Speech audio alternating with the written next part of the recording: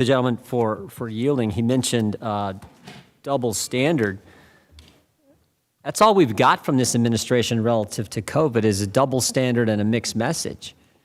I mean, double standard. I remember the governor of California going to a dinner with lobbyists and friends and family, no mask. At the same time, he was telling the folks he represents in his state that they couldn't have Thanksgiving with their family.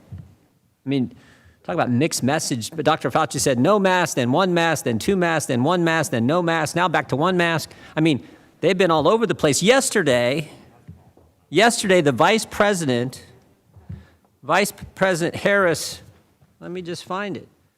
Vice President Harris tweeted out this.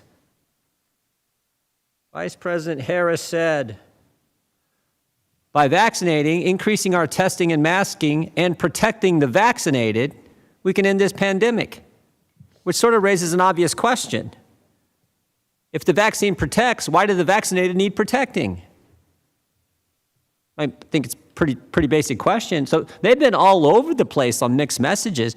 I think the gentleman's amendment from the gentleman from California, his amendment is simply like, look, if you're going to mandate it for American citizens, and if they don't get it, they may lose their job, doesn't it make sense for people who are coming into this country, particularly coming here illegally, that they should have to get it? Pretty common sense. I bet the folks I represent in the 4th District of Ohio would say, yeah, that makes kind of common sense to me. That's all this amendment says. But no, the Democrats say, no, we're going to mandate it for American citizens, but we're not going to mandate it for people who come to the country illegally. That makes no sense. There's not a person I represent, I would bet, in the 4th District of Ohio who would agree with their position.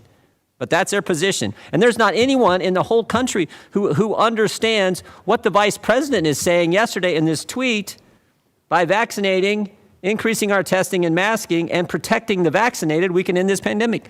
What?